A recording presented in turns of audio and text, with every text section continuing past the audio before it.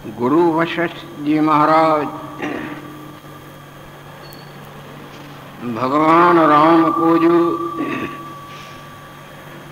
ज्ञानामृत का मंगलमय प्रसाद सेवन करा चुके हैं, वही मंगलमय प्रसाद भगवान लक्ष्मी नारायण देव की अपार कृपा से हम सबों को प्राय नित्य ही प्राप्त होता आ रहा है और आगे भी श्री हरि देने की कृपा कर रही। पूर्व का प्रसंग दूसरे सृष्टि के ब्रह्मा जी के संसार में गुरु वशिष्ठ जी महाराज पहुँचे हुए हैं और वहाँ उनसे बहुत कुछ वचन वार्ता चली है। आखिरी में वहाँ के ब्रह्मा जी बोलते हैं, हे मुनीश्वर, आप हमारे संसार से चले जाओ, क्यों कि अब इसमें महाप्रलय की बाढ़ आने वाली है। और वो भगवान ब्रह्मा जी निर्वेदन रूप अपने आत्मस्वरूप में स्थित होने लगे हैं। तो वहाँ तरह तरह के उपद्रवों की जोरदार बौछारें उठने लगी हैं। अनीश्वरवादी ऐसे प्राणियों को तरह तरह के विकारों ने आके घेरा है कि काम क्रोध लोभ मोह अहंकार इत्यादि में बिल्कुल डूब गए हैं। शास्त्र की मर्यादा को त्याग दिया है और ईश्वर से ही हाथ धो बैठे हैं। ईश्वर को ही नहीं मानते, जिसको अनीश्वरवादी कहें। वर्षा रह गई है, जिससे अन्न का उत्पन्न होना, जो जीवन धारण करने की लीला है वो भी समाप्त होने लगी है और बड़े बड़े उपद्रव वहाँ उठने लगे हैं। अकाल पड़ रहा है और दुष्ट जन, जो तो गलत कर्मी हैं, जिनको दुष्ट जन कहा जाए, वो तो बड़े बड़े धनवान होते जाते हैं और धर्मात्मा कंगालताई को देख के बड़े दुखों के रोने रो रहे हैं। धर्मात्मा आपदा भोगने लगे और तरह तरह से इधर उधर चोरियां होने लगी, चोर डाकू बहुत बढ़ने लगे। जब महाप्रलय का दृश्य ऐसे होते होते आखिरी सब समाप्ति, चोर चोरने लगे, राजा मद्यपान करने लगे। राजा ही जब गलत हो जाएगा तो प्रजा की क्या दशा हो।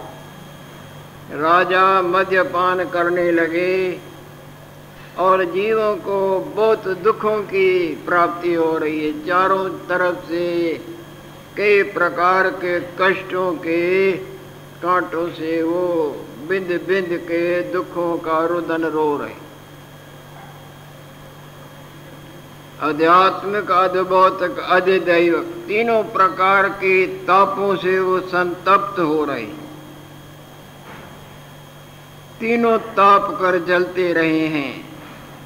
राजाओं ने न्याय का त्याग कर दिया है और भी जो गलत कर्म हैं वो वहाँ उस वक्त होने लगे हैं।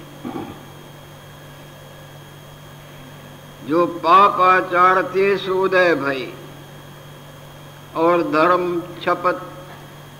छपता जा रहा है और अधर्म की बाढ़ आने लगी है। अज्ञानी राज कर रहे हैं जिनको अकल भी नहीं, और जो पंडित हैं वो उन अज्ञानियों की सेवा कर रहे हैं।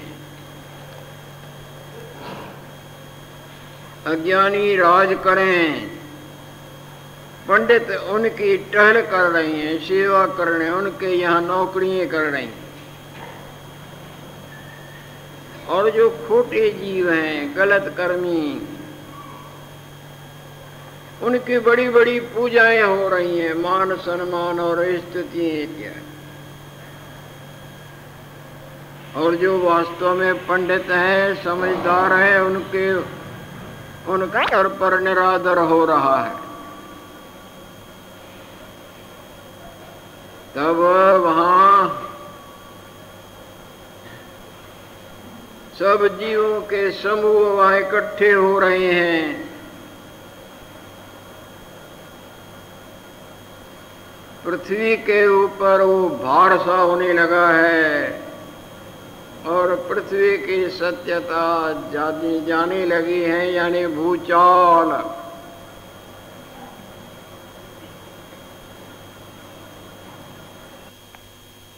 क्योंकि पृथ्वी उस ब्रह्मा जी के संकल्प में थी, वो ब्रह्मा जी संकल्प छोड़ने लगे हैं तो वहां ये दशा होने लगी है। जैसे स्वप्ने में आपके संकल्प में सब कुछ दिखे, पृथ्वी भी, देवता भी, प्राणी भी, आप संकल्प का त्याग करने लगे तो वहां प्रलय हो जाएगी ना, सब खेल खत्म होगा ना।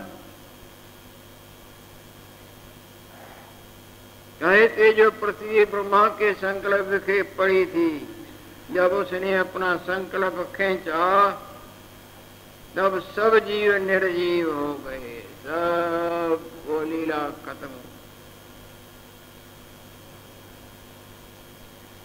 वो जो चैतन्यता थी जिससे वो चैतन्य नजर आते से निकस गई।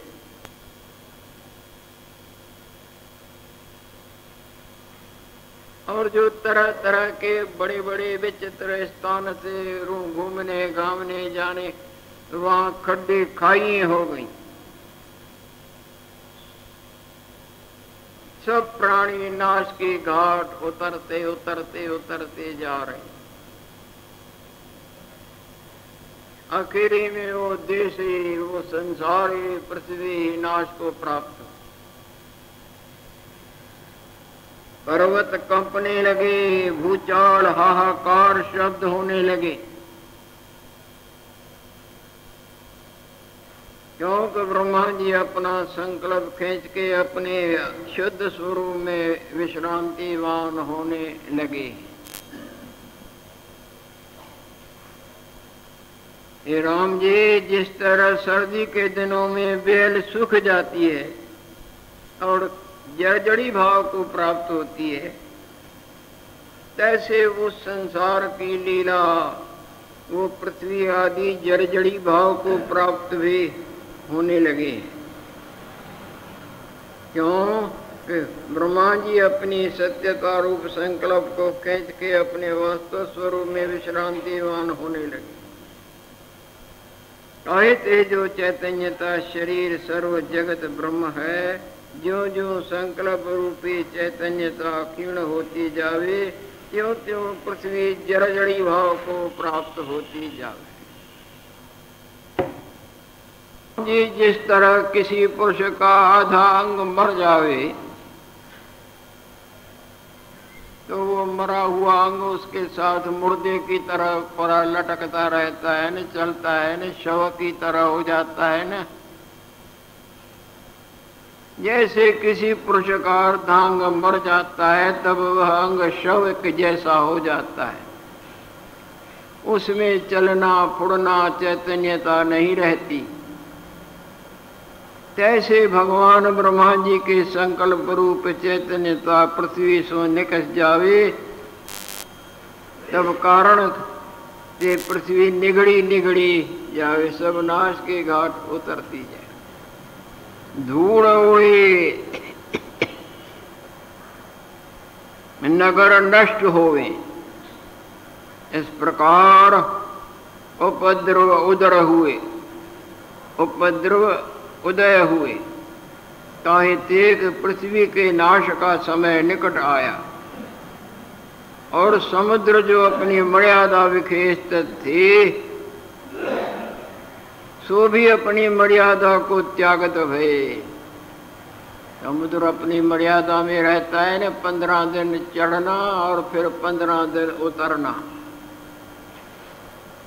और जब कभी मर्यादा छोड़ी तो उनको दंड भुगतान करना पड़ा था।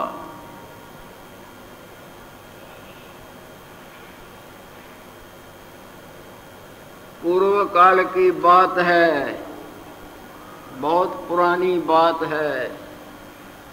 तभी ये समुद्र मीठा था, जो अब खारा नजर आता है ना, कभी मीठा था जैसे गंगा यमुना का जल मीठा। जैसे अब गंगा यमुना नर्मदा नदियों के तट पर संत महात्मा रहते हैं, कुटियां बनी, आश्रम बने रहते हैं। कोई समय था जब समुद्र मीठा था, तो समुद्र के किनारे पर आश्रम बने हुए थे, वहाँ कुछ झोपड़ियाँ, कुटियाएँ, वहाँ संत महात्मा रहते थे और समुद्र का जल मीठा था। जैसे आजकल नदियों के किनारों पर चल पल सत्संग, ये इसी तरह समुद्र के किनारे पर ये माया बनी हुई थी। एक दिन समुद्र के मन में विचार आया, ये संत महात्मा जो यहाँ रहते हैं, यात्रु आते हैं, इनका आदर करते हैं, इनको अन्न वस्त्र खाना पीना और मान सम्मान ये वो सब करते हैं, ये भजन भी करते हैं, या ऐसे ही दान धर्म का खा खा के खाते और सोते और घूम लेटते रहते हैं। मैं देखूं तो सही कि ये सचमुच में कुछ करते भी हैं।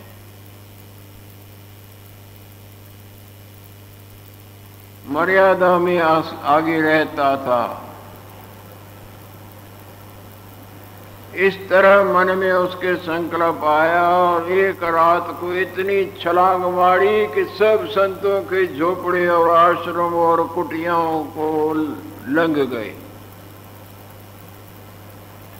कच्चे कच्चे झोपड़े और संतों की जो भी सामग्री है, कॉपीने, वस्त्र, पुस्तकें इत्यादि, बर्तन, सब सब सब बह गए और कई तो संत भी डूब गए। आखिरी में वो उतर गया। सवेरा हुआ, जो बचे हुए थे उन्होंने विचार किया कि कभी इस मर्यादा का उल्लंघन समुद्र नहीं करता है, इस दफे ये क्या किया। संतों को बहा के लिए गए, उनके पोथी पन्ने वस्त्र कामकाज की चीजें सब बह गई और हाहाकार मच गया। कई कई जगह पक्की बची, बाकी झोपड़े छोपड़े सब तन 3-13 कर दी। जो बचे हुए थे संत महात्मा, उन्होंने आपस में मीटिंग की, सलाह की, कब हम क्या करें, कभी ऐसा होता नहीं। इस दफे समुद्र ने मर्यादा का उल्लंघन करके हमको बहुत दुखी किया और कई संतों को डुबो दिया।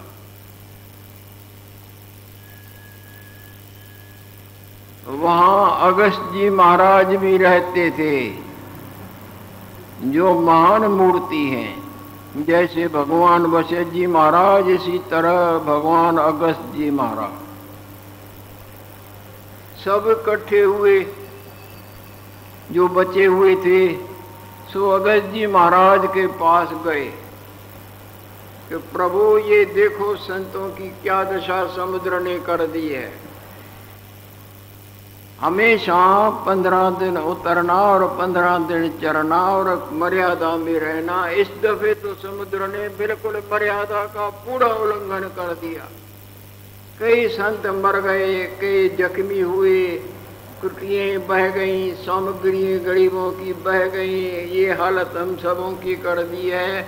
आप सोचो, आप बड़े हो, जैसे कोई दुख आ जाए तो छोटे बड़े के पास जाते हैं, भाई हमारी कुछ रक्षा करो। अगस्त जी महाराज के पास सब पधारे, बचे। अगस्त जी महाराज ने देखा बरोबर उनकी दुर्दशा कर दी है और हमारे आश्रम में भी पानी पानी कर दिया है। अगस्त जी महाराज को समुद्र के ऊपर गुस्सा आता है। कि तुमने ये मर्यादा भंग करके सबको दुखी कर दिया। उन्होंने अपने शक्ति से सारे समुद्र को मंत्रों से चुल्लू में वो तोड़ा ले करके पी लिया। सारे समुद्र को जितनी माया थी वो पी गए। समुद्र पिया गया, हाहाकार हो रही है। यहाँ से पानी उठना था, बरसातें होनी थी, संसार की लीला खत्म होने लगी है, उल्ट पुल्ट हो गया मामला।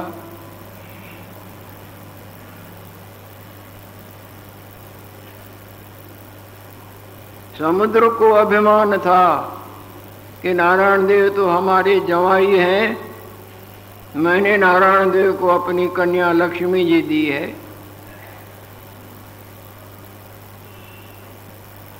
इसी तरह और देवताओं को भी तो हमने बड़े बड़े रत्न दिए हैं, ये क्या करेंगे? तो बचे हुए संत और देवता लोग इकट्ठे होके अगस्त जी महाराज के पास आए तो बिना प्रलय के प्रलय हो जाएगी, बरसात ही नहीं बरसेगी, तो अन्न कहाँ से अन्न, नहीं तो आहार कहाँ से आहार, नहीं तो जीव कहाँ से जीव, नहीं तो बिना प्रलय के।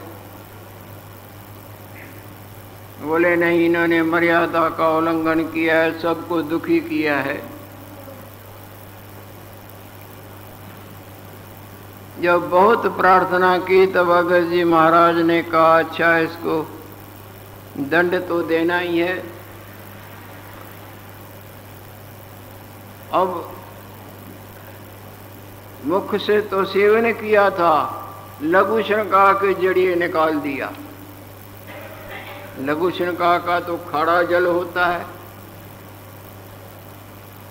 तब से समुद्र का जल खारा हो गया है, आगे मीठा था।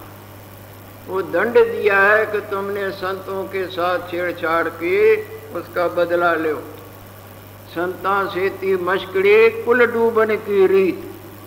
गुरु महाराज बोलते हैं संतों के साथ छेड़छाड़ करनी अपने कुल के नाश की निशानी है। दुर्वासा से करत ठगोरी, यादव ये फल पाए। भगवान कृष्ण के बालक दुर्वासा ऋषि और ऋषि वहां पहुंचे हैं द्वारका में, उनकी परीक्षा लेने के लिए मजाकबाजी करने आए थे संतों से।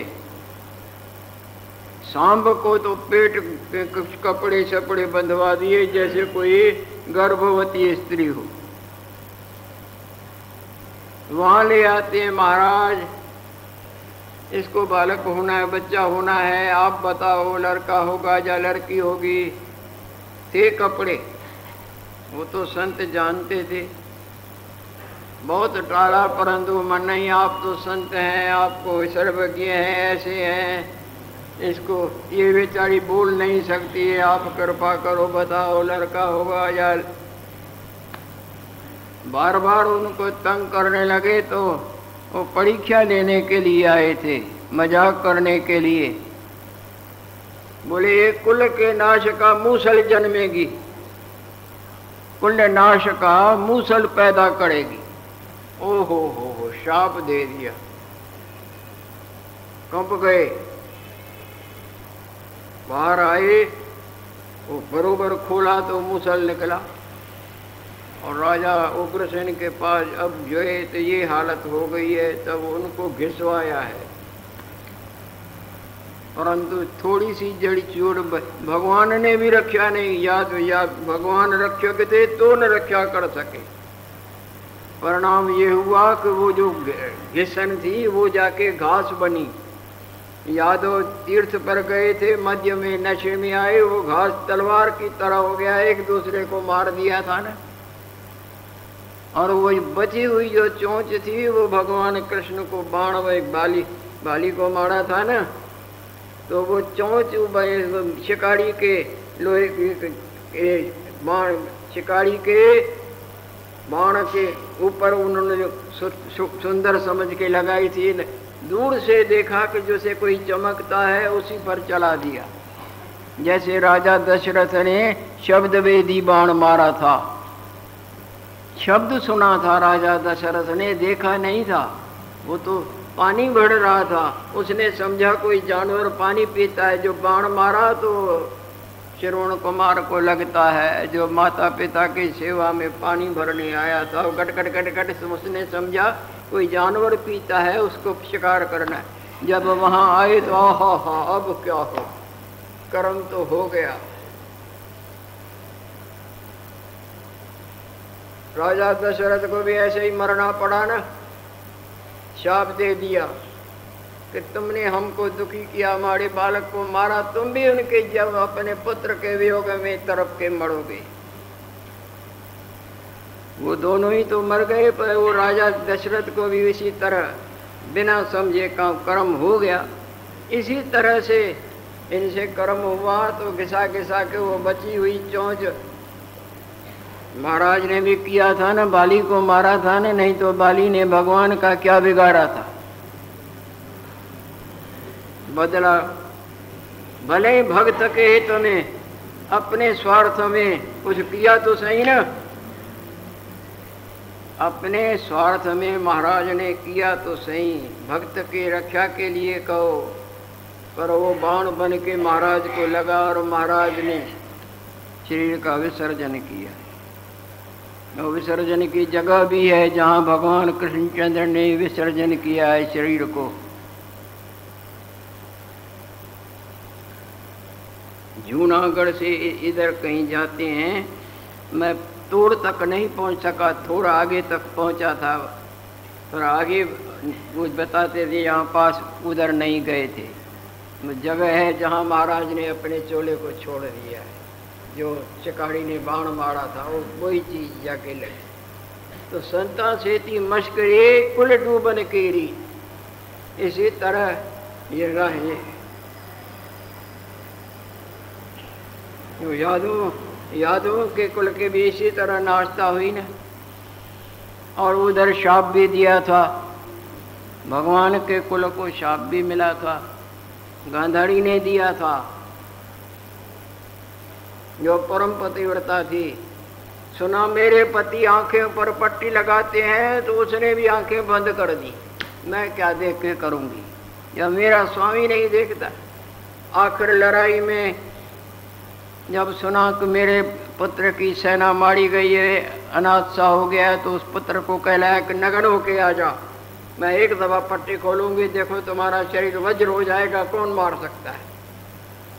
जैसे ही वो दुर्योधन आ रहा था तो भगवान ने देखा बनी बिगड़ जाएगी, अगर दुर्योधन न मरा तो फिर तो वही घमसान मचेगा।